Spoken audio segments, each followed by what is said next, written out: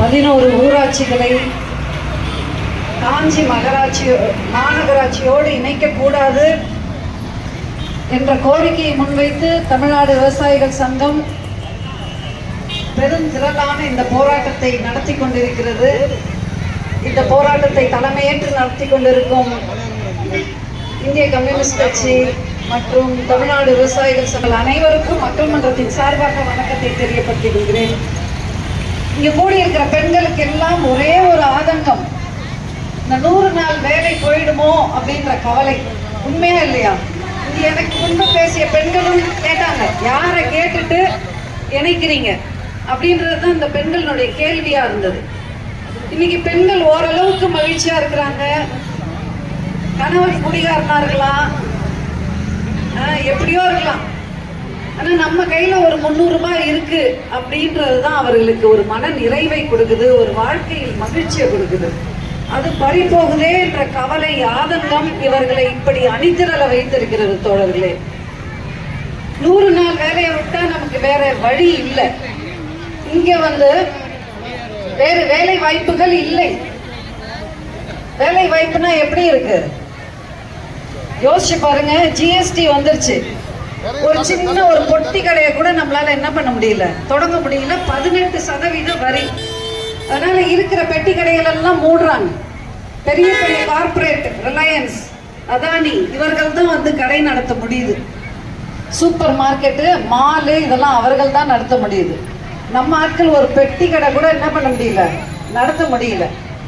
இப்ப சமீபத்தில், அதாவது தோழர்களே, ஒரு கிராமம் நகரமாகுதுன்னு வச்சுக்கோங்க. அதை நாம் ஏன் எதிர்க்கிறோம்? உண்மையில் எதிர்க்கணுமா? கிராமம் நகரமாச்சுன்னா எல்லோரும் என்ன நினைப்பாங்கன்னா, நமக்கு எல்லா வசதி வாய்ப்புகளும் கிடைக்கும், போக்குவரத்து வசதி கிடைக்கும், கல்வி, கல்லூரிகள், மருத்துவமனைகள் மற்றும் தொழிற்சாலைகள், வேலை வாய்ப்புகள், இப்படி எல்லாம் ஒரு நகரமாகிறதுனால வசதி வாய்ப்புகள் கூடும். அப்ப நகரமாகிறத பொதுவா மக்கள் விரும்புவாங்க. வேலை வாய்ப்பு கிடைக்குதே அப்படின்னு மகிழ்ச்சி அடைவாங்க. ஆனா இங்க இந்தியாவில எல்லாமே தலைகீழா இருக்கு. இங்க நம்ம சமீபத்தில் கூட பார்த்தோம், சாம்சங் போராட்டத்தை பார்த்தோம். சாம்சங் தொழிற்சாலையில ஆயிரக்கணக்கான தொழிலாளர்கள் போராடினாங்க. ஏன் போராடினாங்க? அங்க ஒரு அடிப்படையில ஒரு தொழிற்சங்கத்தை கூட அமைக்கிறதுக்கு என்ன இல்லை, அவங்களுக்கு உரிமை இல்லை. அவர்கள் நவீன கொத்தடிமைகளாக நடத்தப்படுறாங்க.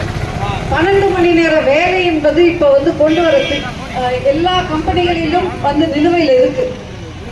அப்ப இப்படிப்பட்ட வேலையை யாரும் என்ன பண்ண மாட்டாங்க, சக்கையா புழிஞ்சிட்டு நம்ம இளைஞர்களை தூக்கி எரிகிறது இந்த கம்பெனிகள். உண்மையா இல்லையா? அதுக்கு இந்த 100 நாள் வேலையை எவ்வளோ பெட்டர் அப்படின்னு தான் இந்த பெண்கள் என்ன பண்றாங்க, நினைக்கிறாங்க. வேலை வாய்ப்பும் கிடையாது, இருக்கிறதும் கையை விட்டு போகுது. இந்த கவலை தான் மக்களுக்கு. தோழர்களே, சிறு தொழில், குறு தொழில், நடுத்தர தொழில், இந்த SMS சொல்லுவாங்க, ஸ்மால் மீடியம், எல்லா தொழில் முனைவோருக்கு எல்லோருக்குமே இப்ப என்ன ஆயிடுச்சு, பாதிப்பு வந்துருச்சு. இந்த பாதிப்புனால தான் இவ்வளவு. அதாவது இந்த 11 ஊராட்சிகளை கருத்து கேட்காமல், ஏற்கனவே எனக்கு முன்னாடி பேசிய தோழர்கள் எல்லாத்தையும் ரொம்ப ஆழமாக சுட்டி காட்டினார்கள். இது ஒரு ஜனநாயக நாடுன்றோம். ஜனநாயக நாடுனா எப்படி கருத்தை கேட்காமல் எப்படி முடிவெடுப்பார்கள்? அது மட்டுமல்ல தோழர்களே, இன்னைக்கு இதற்கு தமிழ்நாடு விவசாயிகள் சங்கம் இன்னொரு மிகப்பெரிய ஒரு போராட்டத்தை நடத்தியது. கருப்பு சட்டம் என்று ஒரு சட்டத்தை அறிவித்தது. அது எந்த சட்டம் தெரியுமா? தமிழ்நாடு நில ஒருங்கிணைப்பு சட்டம் 2023. இந்த தமிழக அரசு எப்படி இந்த சட்டத்தை கொண்டு வரலாம்னு தெரியல. அந்த சட்டத்தின்படி நூற்றுக்கணக்கான ஹெக்டேர்கள், அதாவது 250 ஏக்கரை அப்படியே சேர்த்து யாருக்கு கொடுத்துடலாமா? தனியார் கையில கொடுக்கலாமா?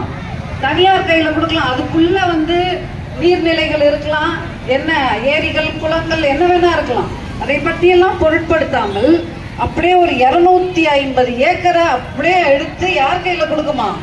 தனியார் தொழிற்சாலைகளுக்கு என்ன தனியார் கையில கொடுக்க போறாங்க. இப்ப இவ்வளவு பெரிய ஆபத்து இருக்குது. இந்த சட்டத்தை எதிர்த்தும் தமிழ்நாடு விவசாயிகள் சங்கம் தான் போராடுச்சு. இந்த ஊராட்சிகளை மாநகராட்சியோடு இணைப்பது குறித்தும் தொடர்ந்து பல மாவட்டங்கள்ல விவசாயிகள் சங்கம் என்ன பண்ணிட்டு இருக்குது, போராட்டங்களை நடத்தி கொண்டிருக்கிறது. அப்ப நீங்க நம்ம உண்மையிலேயே எனக்கு முன்னாடி பேசிய கமலாக்கண்ணன் தோழர் சொன்னபடி நாம் மத்திய அரசை கண்டிக்கிறோம். நீ இஷ்டத்துக்கு ஒரே நாடு ஒரே தேர்தல்னு சொல்லி கொண்டு வர, எல்லா விஷயங்களையும் மக்களுடைய கருத்தை கேட்காமல் செய்கிற. ஆனா மாநில அரசும் இதே செய்யுதுன்னா எப்படி சரி? இது எப்படி ஏற்றுக்கொள்ள முடியும்? அப்படின்ற கேள்வியை தான் நம்ம வைக்கிறோம் தோழர்களே. ஆகையால் தோழர்களே, எனக்கு பல்வேறு கோணங்கள்ல இதை நம்ம யோசிச்சு பார்க்கிறோம். அதாவது புரட்சியாளர் அம்பேத்கர் என்ன சொன்னார்? புரட்சியாளர் அம்பேத்கர் என்ன சொன்னார்னா, கிராமங்கள் நகரமாக வேண்டும் என்று சொன்னார். அவர் எந்த கோணத்துல சொன்னார்னா, கிராமங்கள்ல தான் சாதி கட்டி தட்டி போயிருக்கு. ஆகையால் இங்கு நிறைய மூட பழக்க வழக்கங்கள், குறுகிய மனப்பான்மை இதெல்லாம் கிராமங்கள்ல பெருகி கிடக்குது. ஆகையால் இவர்கள் வளர்ச்சி அடைய வேண்டும் என்றால் கிராமங்கள் நகரமயமாகணும்னு சொன்னார். அந்த கோணத்துல சொன்னார். காந்தி என்ன சொன்னாரு? இந்தியாவுடைய உயிரே எங்க இருக்குது? கிராமங்கள்ல தான் இருக்குதுன்னு சொன்னார். கிராமங்கள் ஒவ்வொரு வீடும் ஒரு குடிசை தொழில் செய்யும் இடமா இருக்கணும்னு அவர் ஆசைப்பட்டாரு. இன்னைக்கு எங்கேயாவது கூட்டுறவுகள் இருக்கா? வலுவான கூட்டுறவுகள் இருக்கா? தொழில்கள் இருக்கான்னா இல்ல. இந்த நிலைமை தான் இருக்கு. ஆக நம்முடைய கோபம்லாம் என்னன்னா, இப்ப இந்த ஏற்கனவே சொன்னபடி பரந்தூர் விமான நிலையத்திற்கு 4000 ஏக்கர் நிலங்கள், விளைநிலங்கள் எடுக்கப்பட்டிருக்கு. மக்கள் எதிர்க்கிறாங்க. எத்தனை ஆண்டு தொடர்ச்சியா போராடுறாங்கன்றத பாக்குறோம். அப்ப மக்களுக்கு எந்த மதிப்பும் இல்லைன்னா இது எப்படி ஒரு ஜனநாயக நாடுன்னு கேட்க முடியும்? இதுதான் நம்மளுடைய கேள்வி தோழர்களே. ஆகையால் இன்னைக்கு வேலை வாய்ப்புன்றது இல்லாததுக்கு காரணம் எல்லாம் செயற்கை நுண்ணறிவு, எல்லாம் மெஷின் செய்யுது. இன்னைக்கு எல்லா கம்பெனிகள்ல இருந்தும் தொழிலாளர்களை என்ன பண்றாங்க? ஆயிரக்கணக்கில் வீட்டுக்கு அனுப்பிட்டு இருக்காங்க. இப்ப வேலை வாய்ப்பு இல்லாத இந்த சூழல்ல இந்த நிலைமை மிஞ்சி இருக்குது. அதாவது நீங்க வந்து புள்ளி விவரங்களை பார்த்தீங்கன்னா இந்தியா அப்படியே பொருளாதார ரீதியா வளர்ச்சி அடைஞ்சிட்டு இருக்குன்றாங்க. வளர்ச்சி அடையுதுன்னா மக்கள் வளர்ச்சி அடையல. மக்கள் வந்து யாரும் பொருளாதார ரீதியா முன்னுக்கு வரல. முன்னுக்கு வர்றது இருக்கிற 4 பணக்காரர்கள் மேலும் மேலும் என்ன ஆகிட்டு இருக்கிறாங்க. பணக்காரர்களா அதானி அம்பானி போன்றவர் தான் பணக்காரர் ஆகுறாங்களே தவிர பெரும்பாலான உழைக்கும் வர்க்கம் இன்னும் என்ன ஆகுது? இன்னும் படு மோசமான நிலைமைக்கு தான் தள்ளப்பட்டு